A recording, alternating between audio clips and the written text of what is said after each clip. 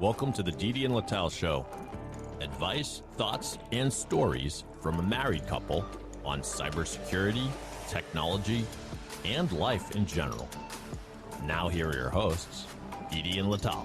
Hello and welcome to the Didi and Ltal Show. I'm Ltal and Didi's here. How's it going? I am depressed. In case it first, when they lost Game 6, I said, yeah, they're losing. The Bruins. The Bruins. Who cares about anybody else in this town? It's already 2 weeks, by the way. Yeah. Shiva is 7 days, as you know. Yeah. So he's doing his second Shiva now. exactly.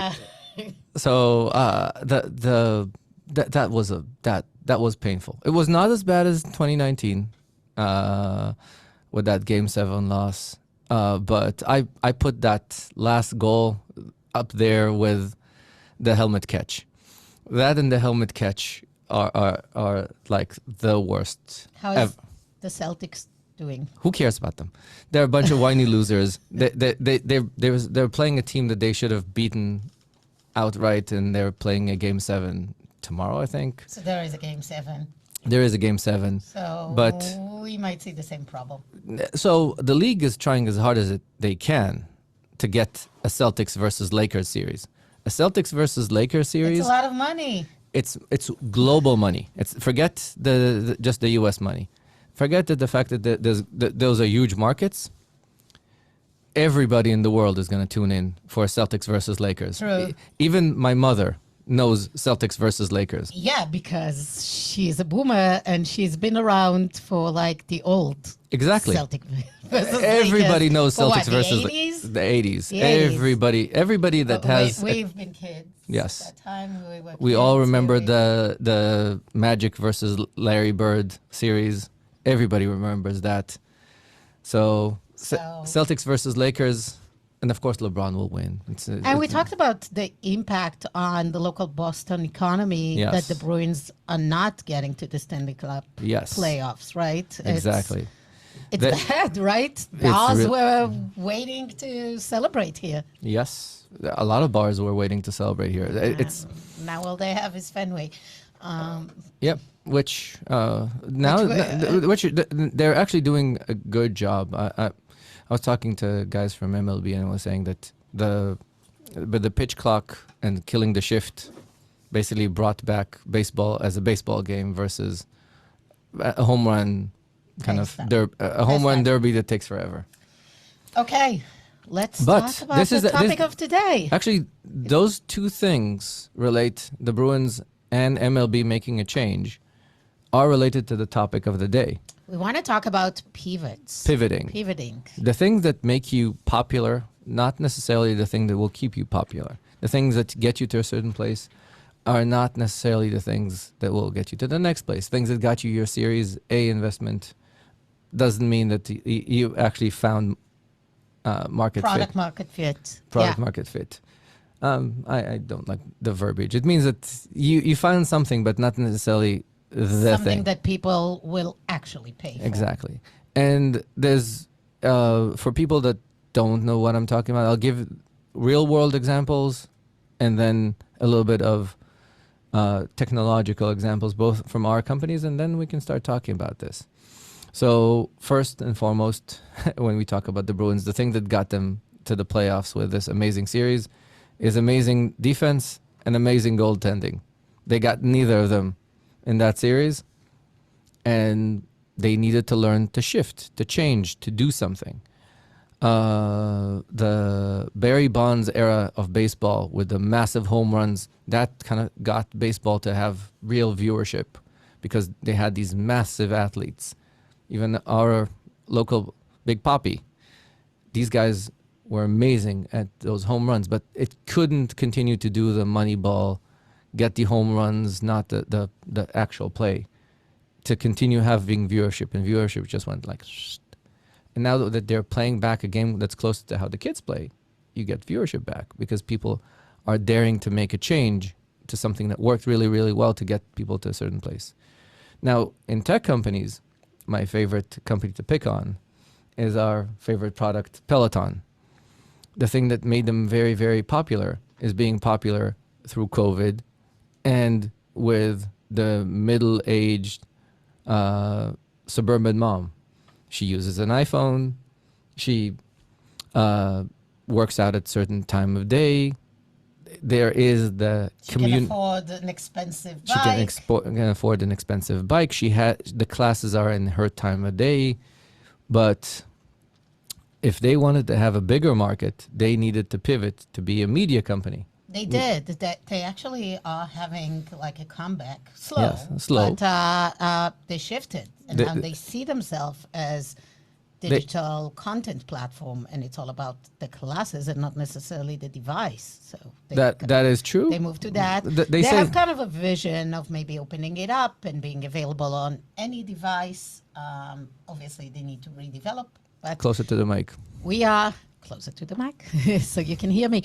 I'm very supportive of that. I think that if anything, we both love Peloton for the content first and foremost. Yes, they have amazing device. Like we love the hardware, but in our world, hardware is not necessarily how you win. Hardware Exactly. is like ubiquitous. People want to choose their own hardware. People are This- traveling again and want to exercise on and get their metrics done on wherever. Outdoors, indoors, in a gym that has crappy bikes, still you want to do it, and it's all about the content. So Peloton, keep on doing what you're good at and focus on developing the app, the right metrics, So great content. So this is an interesting thing that you're raising, really interesting, because the CEO understands the idea that we need to pivot. Yeah. But one of the hardest things, at least from my experience, when you pivot, is there's like this thing in the army that you say, "Oh, charge ahead," and then you charge, And you're alone. and you're- Nobody's behind you because they didn't realize you. You're charging, Yeah. and I that think that's the biggest topic we should discuss today because we've been through pivots in our companies. We led some of those pivots. yes. We were maybe the reason the company pivot or kind of like the realization that needs to pivot. No big egos attached, of course. No. But that's probably the biggest challenge that I've seen. That leadership says we need to pivot. The market is very clear, moving somewhere, but you know what? Everyone in your team, even if you told them, even if they think, okay, yes, we talked about a pivot, they don't actually come with you and do the turn. Agreed. Maybe we talk a little bit about pivots that we've been through. Yep. And we can talk about why do people don't follow and what we need to do to help them follow. So I'll say a little bit of our little pivot in Ort. So we started off as a zero trust company. Whatever that means. There's no good definition of what that means, and I'm not a big believer in saying zero trust for the sake of zero trust.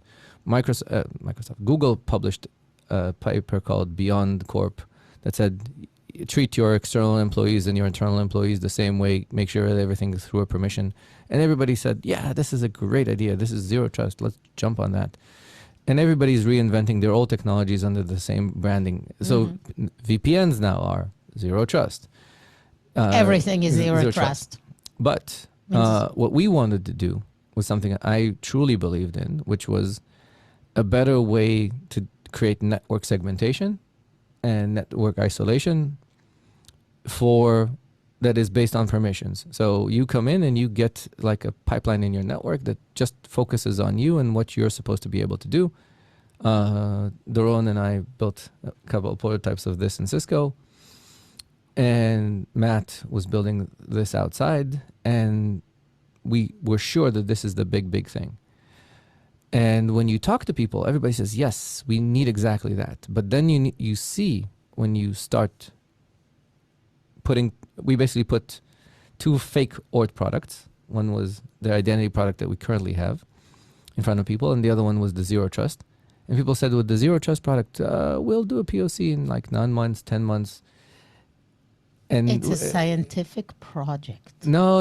It's more of a Becomes you don't trust a 7-person company or a 10-person company to move all your packets through the organization.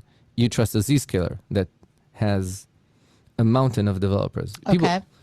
And people are not willing to put all their eggs in that basket. They're willing to put it into. I would say it's not the case, and the case was the pain is not big enough. I think the pain and the identity pain, that was the second option of the MVP that you tested, is big. I think sticky. I think it's more of a risk thing, but regardless, we should. Regardless, people chose. People chose, and when the public has voted, you need to shift. The resistance that we had, Matt and we had to deal with, was initially the engineers. It was so I brought my team with me, and they were on board. But some of the people that built the original product were very, very reluctant and resistant. Because they built already something. Exactly. They were hired to build this. Exactly. So people... You're attached to what you did. So exactly. far. And if we go back to our Peloton example, you could still clearly see that they're building stuff on Apple a lot faster than they're building on Android. And somebody that built on both of these platforms, building an Android is a lot faster and easier. So that means that you've never invested in the right teams to do the right direction. Maybe they invest, but still, as you said, that the heritage is doing that, Apple, and that's the way they do it. So even if you add more engineers, that's still they have the motion of going, which is Apple first. There's multiple ways of dealing with this. I've seen people do this with a softer hand. I've seen people do this with a harder hand. I can't tell you that there is a magic bullet. My perception is to have a hard conversation. Thank you, Yotam. Yotam basically took me to the side way back when, before he left and then came back, and said, listen, this is your engineering team. You basically dictate their direction. Tell them to shit or get off the pot. And he said, hey, we can part on a friendly way, but this is where we're going. And have a hard conversation. He says, you're not the gentle hand type. Just have the hard conversation. And I had the hard conversation. Some people chose to embrace the change, and some people decided that they want to leave. And at some point in time, we also needed to reshuffle based on skill sets, because building stuff for a cloud-based solution doesn't necessarily mean the same thing. So that's another thing that sometimes as a leadership team you need to be able to understand and embrace, is that if the team is not geared towards success, you need to be able to make a change, even if it's a painful change. The Didi and Ltal show will return in a moment. The Didi and Ltal show is sponsored by Ort. In today's world, identities are the perimeter protecting the organization and are the most exploited vector by attackers.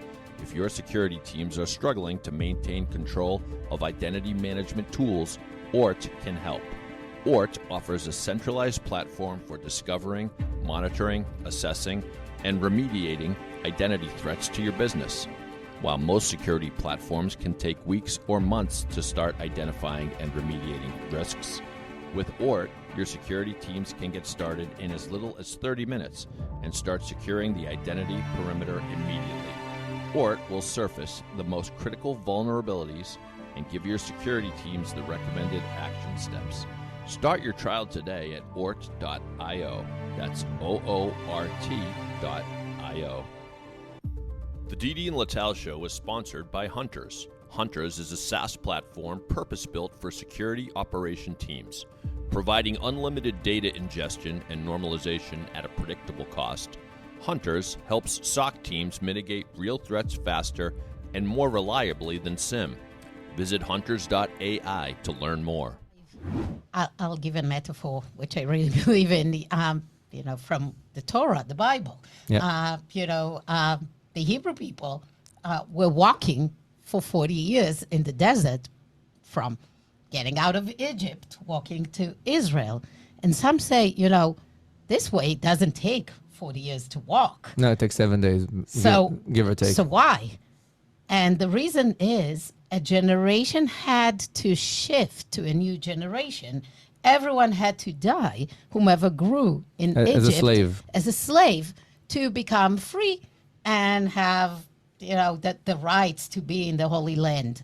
And I see it as a metaphor. If you're shifting there is this luggage, this baggage that you're carrying from the old things. And if you're not willing to let go, unfortunately, you have to move on with, even if you have the best talent, if the talent doesn't adapt and realize whatever we've done, it doesn't matter. It's irrelevant. You need to shift and have a new generation. So I always think about it. I talk about it. I think part of the life cycle of startups that go through, most of them go through several mini pivots and sometimes big pivots, is to realize that sometimes every 6 months the company is almost a completely new company.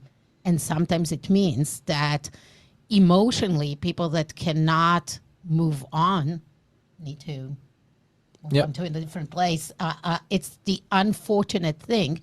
And some people are easier on that. And sometimes it's just expectation setting. So when I'm getting into a startup and like everyone I'm hiring into my team, I am setting the expectations that, hey, I'm hiring you for a specific role, but you know, probably within 6 months, at least 60% of it will shift because things move and things change. So if this is not okay, it's probably not the best place for you.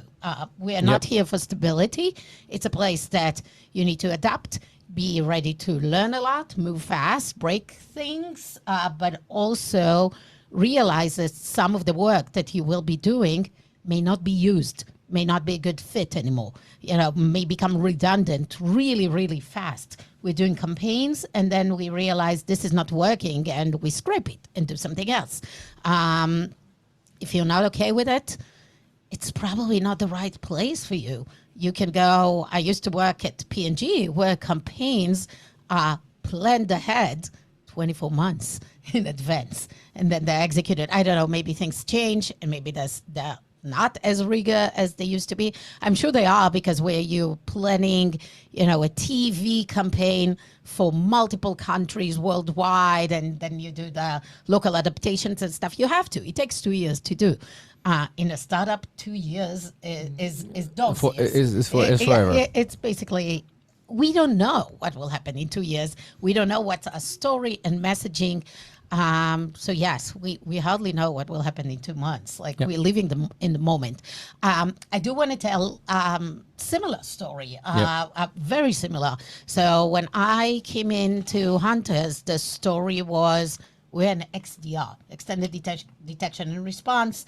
That was the hot topic in 2021. It looked like very much like Zero Trust. It was everybody wanted to be an XDR. And that meant that very fast, it meant nothing to no one. Everybody got confused. And we spent more time fighting with customers, explaining to them what we think it is than, you know, just selling. And we led the shift and a change. And we are basically a SIM alternative. SIM is a very traditional, everybody understands what it is. It's a traditional tool in cybersecurity. And we go now and tell people we just do it better.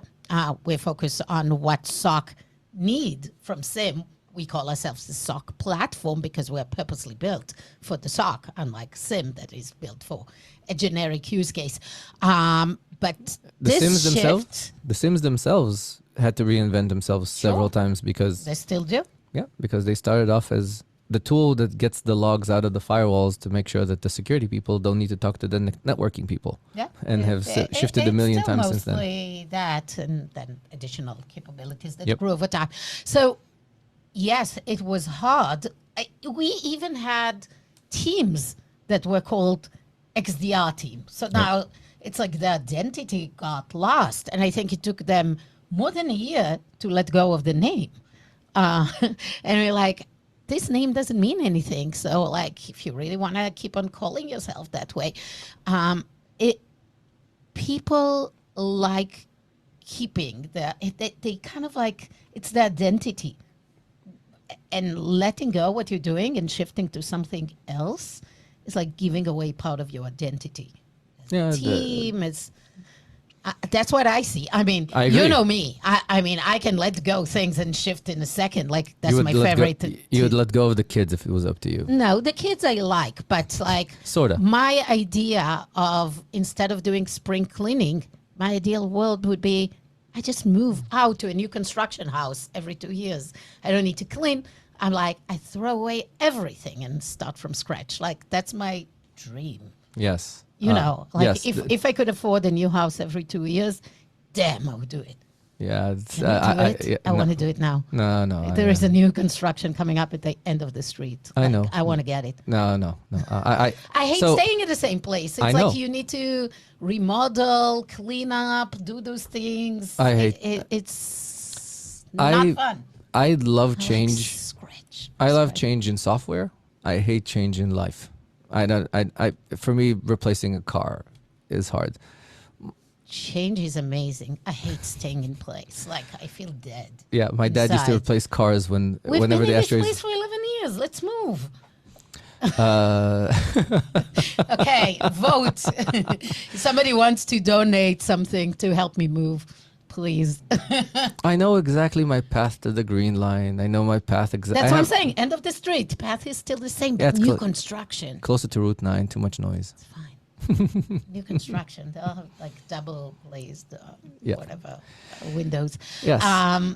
So before we buy new real estate, I do think that what Lital and I kind of exemplified here is the flexibility for change. And this is something that you need to hire for. And when I hire In startups, for sure. right? everywhere. Oh, everywhere, because people need to be ready for change. Change is inevitable. You can have slower change. Well, you used to have slower change in other places, but even now, as you said, with the Procter and Gamble and other places, there is the requirement to do speed of business. And we started off our example with Major League Baseball. Every single pitcher complains now about the pitch clock, but nobody will reverse it back because It's done. It's not only done. Viewership is up. The numbers are in. This is a business, and you can either adapt or find another business to be in, because when the numbers are up, it doesn't matter if you don't like the idea, you do like the idea. If you see that the numbers are up, it means that the change is there to stay. But it takes a little bit of a while, right? You need to be patient to get the numbers. Not everywhere the proof is immediate. So you need to have this internal advocacy that, like, yes, it's a tough change. We need to do it before you actually get the reward of seeing the numbers go up. So this is, you need to think of how you measure the numbers. And also there's two types of change. There's a change that has to come because, well, baseball, it was easy to measure because the numbers were going down very, very fast, and you could see the numbers changing towards an upwards trend. But in your world, in marketing, when you change a message, and engineering has not changed yet, and things have not changed yet, it will take a while for the ship to move. Yeah. So unless you're already in a downward spiral, that's where it's really hard. And the thing that is even worse is the guys at Netflix were saying that let's assume that you're on an upward trajectory that looks really, really good, but you still need to pivot because you know that the angle needs to maintain the high growth. So you went from double-digit growth to single-digit growth. Tampering with that, people have very little guts to do. Same goes to our friends in Peloton, that until they actually had a serious decline, they were not willing to address that. And there are what is called micro signs that you know that where the change has to happen for. And this is where being a numbers person really helps you to embrace the change. I think that it's a mix. Sometimes it's the numbers. Sometimes some people have a good gut feeling, and it's just hard to convince yourself that, yeah, we need to actually do it, and to have the courage to bring all the people with you. Yep. It's hard because you always, if I'm the CEO, I'm like, what if I'm wrong? Like I'm turning this company around. What if I'm wrong? So I mean, I'll it's give a you an example of the big what risk. the big risk, big success. You know what was Apple's most successful product early when we got married? The whatever it was called, the colorful iBook, whatever. No, it was the iPod. The iPod already, yes. was- And then they came out with It was the iPod Mini, and Steve Jobs killed the iPod Mini. the, He killed they had the. the shuffle. and No. then they had a few. I don't know. I don't remember. He moved from the disk drive towards the flash storage, Right. and he killed the existing product to move to the iPod Nano or something like that, from the Mini to the Nano, and Wow. everybody was yelling about this, and he turned his most successful product into a product that basically led towards a phone, and he knew that needed to happen. Yeah, but everybody always give Steve Jobs. He is unique. He could drive, he could drive those hard decisions and not listen to anyone. So I wish all of us were, but he's a very unique example of like being able to drive multiple pivots in one company over A long period of a time. long period of time, including the Pixar stories. There's so many, different stories about it. So, yeah, definitely an example, but not the typical CEO example. Yep, Yeah. cool. So, Tips for somebody going through that, tips for somebody going through. through a pivot before we So, finish this episode. so you mentioned identifying people that identify with the previous aspect and have the hard conversations with them before the pivot. So identify Buy in, get buy in. get buy-in, identify who is the most entrenched with the previous model of the work. Mm-hmm.